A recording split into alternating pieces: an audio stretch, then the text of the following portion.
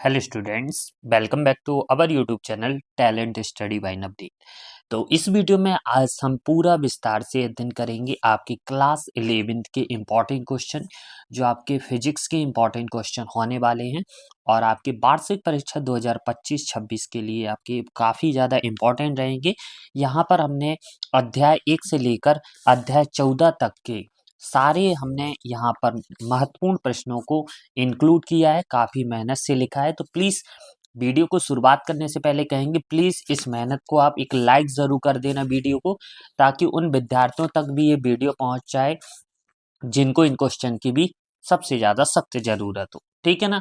तो चलिए हम पहले यहाँ पर फर्स्ट बाय फर्स्ट अध्याय से बारी से इस में अध्ययन करेंगे। तो पहला आपका देखिएगा, यहाँ पर आपको फर्स्ट यूनिट यहाँ से दिख रहा है, एक अध्याय एक। अध्याय एक, यहाँ पर अध्याय एक का नाम है आपका मापन और मात्रक। चैप्टर नंबर फर्स्ट है।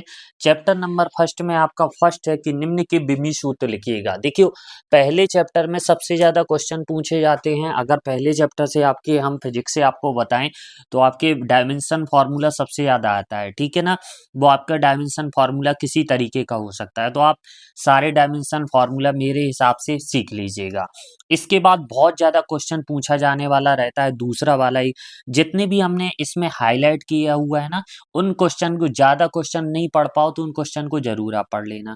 बिमी विधि से सरल लोलक की आवर्तकाल t बराबर 2π/L/g को शुद्धता की जांच कीजिएगा। ठीक है। फिर दूसरा समीकरण लिखा है s बराबर ut + 1/2 AT² की भी समीकरण की शुद्धता की जांच कीजिएगा।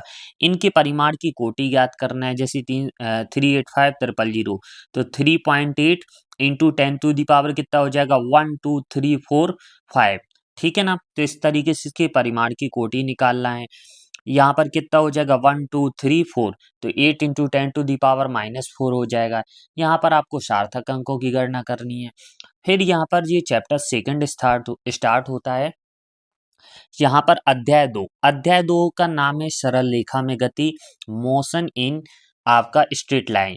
यहाँ पर सबसे पहला जो इंपॉर्टेंट क्वेश्चन आपको देखने को मिलेगा वो रहेगा, दूरी और विस्थापन में अंतर स्पष्ट कीजिएगा और चाल और वेग में अंतर स्पष्ट कीजिएगा। ठीक है ना।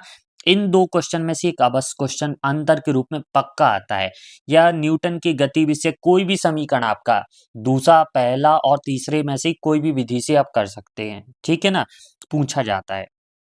फिर एक सवाल पूछ लेते हैं छोटा सा, तो इनको सवाल को भी आप देख लेना अच्छे तरीके से। फिर इसके बाद आपका जो सेकंड चैप्टर के बाद जो थर्ड चैप्टर स्टार्ट होता है, थर्ड चैप्टर का आपका नाम है समतल में गति, मोशन इन प्लेन। ठीक है। तो सबसे पहले अदिश और सदिश राशियों में अंतर आपको सीखना है। कभी कभी त्रिभुजों के योग का नियम पूछ ले देते हैं, या चतुर्भुज का नियम पूछ लेता है, तो इनको भी आप पढ़ लेना। कौणी वेग और रेखी वेग में संबंध स्थापित कीजिएगा इसे, यानी v बराबर ओमेगा। ये भी काफी ज्यादा इंपॉर्टेंट है और पेपर में पूछा जाता है।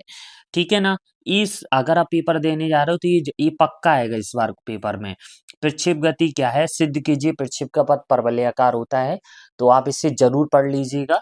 और इसके बाद आपको देखो, ये दो आपको 3 डायमेंशन में देखने को मिलेंगे, और इसमें डॉट और क्रॉस गुणनफल, यानी इसका हमारा सदिश अदिश गुणनफल और सदिश गुणनफल हमें ज्ञात करना है। दोनों रेखाओं जो दो वेक्टर दिए गए, इनके बीच का कोण भी पूछा जाता है, तो ये डॉट बी बटे ए का मापांक बी का मापांक हम cos थीटा बराबर निकाल सकते हैं। ठीक है ना। एक पक्का सवाल आता है 4 नंबर में। 4 नंबर में या तो आपको इस पार्ट से 4 नंबर में पक्का क्वेश्चन आता है, पेपर में देखने को आपको जरूर मिलेगा। या तो आपको डॉट और क्रॉस गुणनफल पूछ लिया जाएगा, या प्रक्षेप का पथ परवलयाकार पूछ लिया जाएगा, या इस पर एक उड्डयन काल, महत्तम परास, क्षैतिज परास पर कोई एक सवाल, या इन पर व्यंजक जरूर पूछा जाता है। तो इनको आप जरूर तैयार कर लेना। ठीक है ना। ये हमने सवाल भी लिखा है, ये भी काफी इंपॉर्टेंट है। इसके बाद जो चैप्टर 4 स्टार्ट होता है, गति का नियम। ठीक है। तो पहला जो आपका गति का नियम है, और इस सारी गति के नियम भी पढ़ लेना। दूसरा गति विषयक नियम F बराबर m सिद्ध करना पूछा जाता है। कैच लेते समय क्रिकेटर हाथों को पीछे की ओर खींच लेता है, क्यों, इसको बताना है। अभिकेंद्री बल से क्या समझते हैं, इनका सूत्र सहित स्थापित, घर्षण से लाभ और हानि छोटे क्वेश्चन में पूछ लिया जाता है। ठीक है।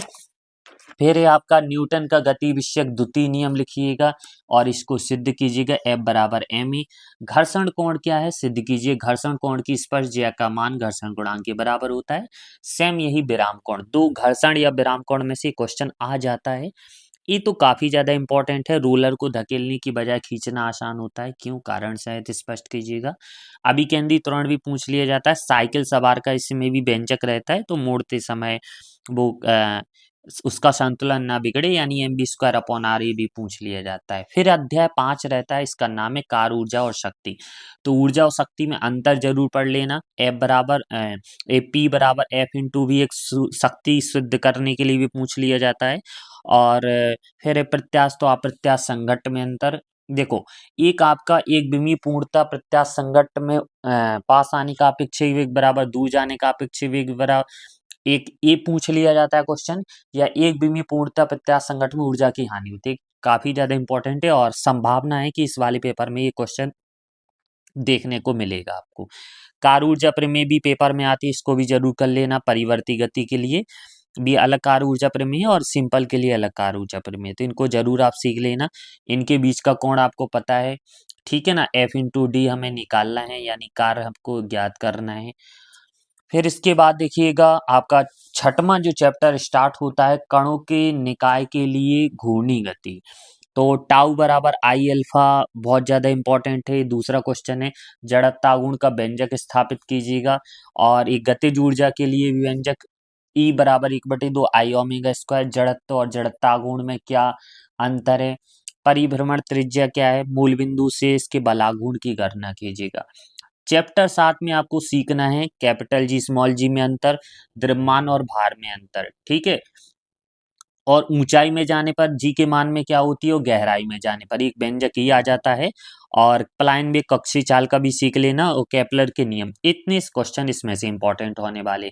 फिर आता है चैप्टर 8, ठोसों के यांत्रिकी गुण, जिसमें आपको प्रतिबल विकृति सारी की डेफिनेशन जरूर पढ़ लेना। और स्टील रबड़ की अपेक्षा अधिक प्रत्यास्थ होता है, क्यों, हुक का नियम क्या है, यंग प्रत्यास्थ गुणांक की परिभाषा देती हुए बाय यंग मॉडुलस mgl/πr² को सिद्ध करना है, ठीक है। और यहाँ पर हमने परिभाषा तो आपको लिखी है कि प्रतिबल विकृति पाइसन स्पष्टि प्रत्यास्थता की सीमा प्रत्यास्था श्रांति दो दो नंबर में जरूर पूछ ली जाती हैं, ठीक है। और इनमें चाहे यंग प्रत्यास्था गुणांक, आयतन प्रत्यास्था गुणांक, दृढ़ता प्रत्यास्था गुणांक में संबंध स्थापित कीजिएगा, ये भी पूछ लिया जाता है। फिर ये चैप्टर 9 तरलों में यांत्रिकी गुण, इसमें परिभाषा ही सीख लेना, दो दो नंबर में पूछ ली जाती है। ससंजक बल, पृष्ठ तनाव, पृष्ठ ऊर्जा, केशिकत्व और पास्कल का नियम, ये काफी इंपॉर्टेंट है, पेपर में आएगी, पक्का आएगी। बर्नौली प्रमेय का कथन लिखिए तथा इसे सिद्ध कीजिए, जिसमें दाब और गतिज ऊर्जा स्थितिज ऊर्जा को सिद्ध करना होता है। पास्कल का नियम, हाइड्रोलिक मशीन जो रहती है वो पास्कल के सिद्धांत पर आधारित रहती है, और इनका नियम दोनों का नियम सेम रहता है।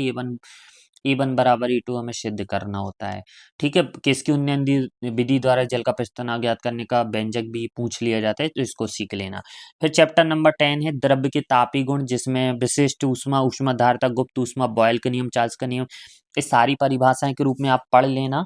और ऊष्मागतिकी का शून्यवां नियम, फिर कृष्णपिंड के विकर्ण के दो गुण लिखिएगा। और चालन विकर्ण संबंध में अंतर, ये भी काफी इंपॉर्टेंट है, इसको पढ़ लेना। ऊष्मा ताप में अंतर, ये तो आएगा पेपर में, Cp minus Cv equal to R, यानी इसे मेयर का समीकरण कहते हैं, वो सिद्ध करना है। चैप्टर नंबर 11 में आपको देखने को चैप्टर नंबर 11 का नाम है ऊष्मागतिकी, जिसमें समतापी विक्रम, रुद्धोष विक्रम, चक्की विक्रम। तो ऊष्मागतिकी का प्रथम नियम आपका क्या है, इसको भी बताना है। समतापी और रुद्धोष प्रसार में किए गए कार्य का व्यंजक स्थापित कीजिएगा, ठीक है ना। फिर आदर्श गैस समीकरण क्या है, पीवी बराबर nRT, इसको सिद्ध कीजिएगा। चैप्टर नंबर तो ये भी सीख लेना। चैप्टर नंबर 12 में अणुगति सिद्धांत, गैसों के आदर्श गैस क्या है, आदर्श गैसों के गुण लिखिएगा। सिद्ध कीजिए गैस के अणुओं की मात्रा, गतिज ऊर्जा उसके परमताप के अनुक्रमानुपाती होती है। एक परमाणविक, द्विपरमाणविक गैसों के लिए आपको यहाँ पर Cp/Cv का मान निकालना है, ठीक है ना, कितना आता है। और जिसे गामा से प्रदर्शित करते हैं, एक का 1.6, एक का 1.4142 आता है, ठीक है। फिर इसके बाद चैप्टर नंबर 13 और लास्ट आपका बच्चा, ये लास्ट ही पेज है। 13 दोलन है, इसमें से 4 नंबर का पेपर में आता है, या तो लोलक की प्रभावकारी लंबाई आवर्तकाल का व्यंजक पूछ लिया जाता है, और आवर्तकाल किन किन कारकों पर निर्भर करता है। इन सारी डेफिनेशन को जरूर सीख लेना। आवृत्ति आवर्तकाल में संबंध, इनकी डेफिनेशन, सरल लोलक, सरल आवर्त गति। इसमें से सरल आवर्त गति क्या है, इसकी विशेषता, ये जितनी भी हाईलाइटेड क्वेश्चन है बहुत ही इंपॉर्टेंट है। अगर आप पूरे नहीं पढ़ पाओ तो इन जो हमने हाईलाइट किए उनको तो जरूर पढ़ लेना। मानव हृदय 1 मिनट में 75 औसतन बार धड़कता है। आवृत्ति आवर्तकाल की गणना कीजिएगा। फिर चैप्टर नंबर 14 में तरंगे, वेव्स में से अनुप्रस्थ और अनुदैर्ध्य तरंगे, तीनों अंतर पढ़ लेना, प्रगामी अप्रगामी, व्यतिकरण और विस्पंद। ठीक है। और सरल आवर्त गति के कलांतर और पथांतर में संबंध। और इसमें ये जरूर पढ़ लेना, सरल आवर्त गति करते हुए विस्थापन, वेग और त्वरण के व्यंजक जरूर सीख लेना आप। ठीक है ना, बहुत ही ईजी है। एक वीडियो में हम करवा के, सिद्ध करवा के आपको बता भी देंगे। यदि ध्वनि की तरंग दैर्ध्य इतनी है तो आवृत्ति क्या होगी। ठीक है, ये चैप्टर नंबर 14 के क्वेश्चन तो हमने लिखा भी है। उपर्युक्त प्रश्न परीक्षा की दृष्टि काफी इंपॉर्टेंट है। हाईलाइट प्रश्नों का अवश्य अध्ययन करें। तो इतनी सारी हमने क्वेश्चन आपके परीक्षा की दृष्टि के लिए, आपके लिए इम्पोर्टेंट, महत्वपूर्ण बनाए हैं। कक्षा 11वीं के हैं, क्लास 11। आप किसी भी बोर्ड से हो, चाहे Madhya Pradesh board, UP board, किसी भी बोर्ड से। वैसे एमपी बोर्ड के लिए काफ़ी इंपॉर्टेंट होने वाले हैं ये। तो प्लीज़ इस चैनल को आप ज़रूर सब्सक्राइब कीजिएगा और वीडियो को लाइक ज़रूर कर देना। इतनी मेहनत से जब हमने लिखा है, और इन सारी का अगर इनकी पीडीएफ चाहते हो तो हमारे talent study bye Navneet Telegram channel को ज्वाइन कर सकते हैं। वहाँ पर हम इनकी पीडीएफ आपको डाल देंगे, तो वहाँ से जाके आप इन्हें ले सकते हो। ठीक है, तो फिर मिलते हैं नेक्स्ट वीडियो में किसी और नए इंपॉर्टेंट के साथ। आप कमेंट कीजिएगा आपको किस सब्जेक्ट के ऊपर इंपॉर्टेंट क्वेश्चन चाहिए, हम उसके लिए ऊपर वीडियो बना देंगे। तो मिलते हैं नेक्स्ट वीडियो में, तब तक के लिए धन्यवाद, ख्याल रखें।